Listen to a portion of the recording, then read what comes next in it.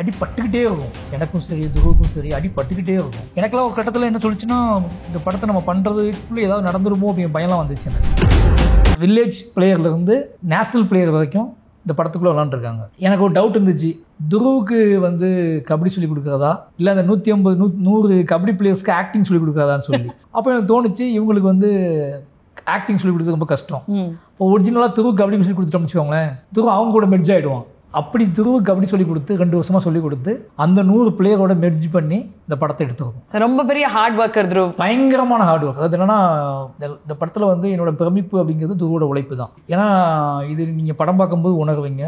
நிச்சயமாக இது ஒரு ஹீரோவால் செய்ய மாட்டாங்க, எந்த ஹீரோவாலும் செய்ய முடியாது. அதான் சொல்கிறேன், இந்த படம் எடுக்க முடியாது. இந்த படம் எடுக்க முடியாதுன்னு இந்த படத்தை எடுக்கலாம், நாங்கள் எடுத்த மாதிரி எடுக்க முடியாது. கபடியை சீட் பண்ணி எடுக்கலாம், அது வேறு விஷயம், சினிமா தானே அப்படின்னு எடுக்கலாம். பட் இந்த மனிதரோட கதையை, இந்த நிலத்தோட கதையை இவ்வளோ வெக்கையும் இவ்வளவு வீரமும் இவ்வளவு என்ன சொல்கிறது, இவ்வளோ பரபரப்பு, இவ்வளோ விஷயத்தை எடுக்கணும் அப்படின்னா அந்த ரியாலிட்டியோட அந்த யதார்த்தத்தோடு எடுக்கணும்னா அதுக்கு பெரிய உழைப்பு தேவை. அது போடுறதுக்கு ஒரு ஹீரோ தகுதியாக இருக்கணும், ரெடியாக இருக்கணும். ஏன்னா 2 வருஷம் ட்ராவல் பண்ணணும். அது போக உங்களுக்கு எப்போ வேணாலும் அடிபட்டுக்கிட்டே இருக்கும். எனக்கும் சரி, துருவுக்கும் சரி அடிபட்டுக்கிட்டே இருக்கும். அதை தாண்டி இந்த படத்தை பண்ணணும். எனக்கெல்லாம் ஒரு கட்டத்தில் என்ன சொல்லிச்சுன்னா, இந்த படத்தை நம்ம பண்ணுறதுக்குள்ளே ஏதாவது நடந்துருமோ அப்படிங்கிற பயம்லாம் வந்துச்சு எனக்கு. இந்த படத்துக்குள்ளே வந்தீங்கன்னா திடீர்னு, ஏன்னா யாரையும் கண்ட்ரோல் பண்ண முடியாது, ஆர்வத்தில் இருப்பாங்க எல்லாருமே.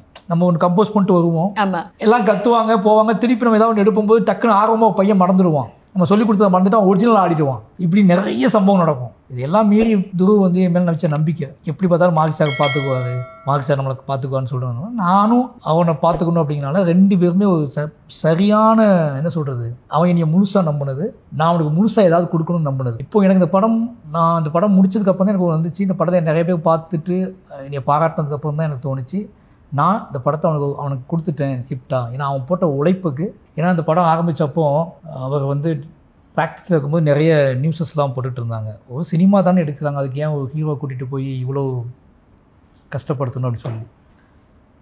அது அவங்க காதுக்கெலாம் போகும்ல. கண்டிப்பாக. அப்போ என்கிட்ட இதெல்லாம் கேட்கும்போது நான் சொல்லுவேன், அவங்ககிட்ட நான் கஷ்டம்லாம் படுத்தலை, ஒரு லைஃப்பை இன்ட்ரடியூஸ் பண்ணி வைக்கிறேன், அந்த லைஃப்பை இன்ட்ரடியூஸ் பண்ணி வைக்கிறேன், அந்த மனுஷங்களை இன்ட்ரடியூஸ் பண்ணி வைக்கிறேன், அந்த பண்பாட்டை இன்ட்ரடியூஸ் பண்ணி வைக்கிறேன், அதுக்குள்ளே இருக்க பிரச்சனைகளை, அதுக்குள்ளே இருக்க விஷயங்களை அவனுக்கு அறிமுகப்படுத்தி வைக்கிறேன்.